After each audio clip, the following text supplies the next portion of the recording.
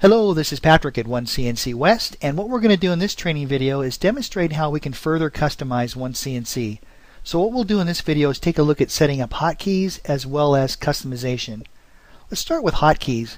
To set up a hotkey, take your cursor, move it up to the top of the screen and grab View and then Customize. Once you do that, you're going to get the Quick Access dialog box. Now over here on the left hand side of the dialog box are all the commands that you can assign hotkeys to.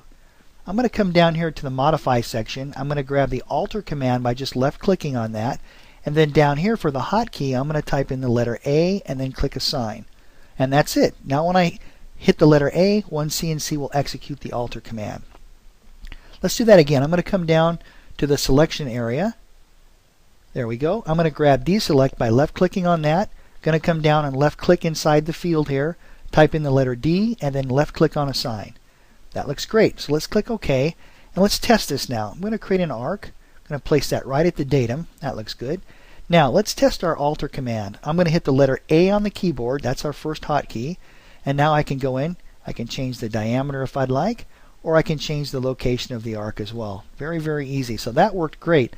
Let's test our Deselect command. So I'm going to grab the geometry so you can see it selected. It turned red there. Now I'm going to hit our new hotkey, which is the letter D. And once I hit D, sure enough, it becomes deselected. So all that worked great. Now let's take a look at some other customization that can be done.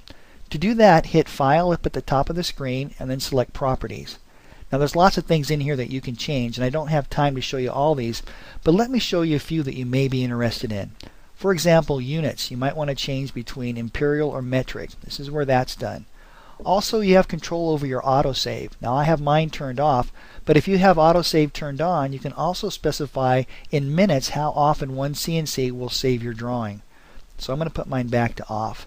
Another thing that I typically come in and take a look at is the image quality. Now depending on your graphics card, this might not make much difference at all, but you do have the ability to change the quality of the graphics card. I've got this changed all the way up to quality. If you select colors, you can assign colors to different parts of the viewing screen here. In fact, as a demonstration, let's come down here to the drawing background.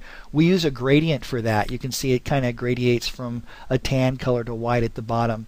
Let's come up to the drawing background, and for this example, why don't we make it a blue color for that, and why don't we change this to kind of a gray color just as an example. So we'll click OK, and sure enough you can see there's the gradient that's been changed.